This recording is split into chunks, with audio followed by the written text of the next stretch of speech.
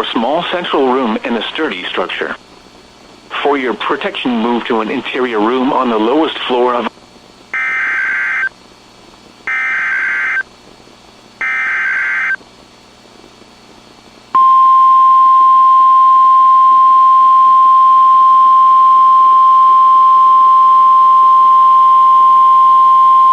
The National Weather Service in Denver, Colorado has issued a severe thunderstorm warning for central Arapahoe County in northeastern Colorado until 5 p.m.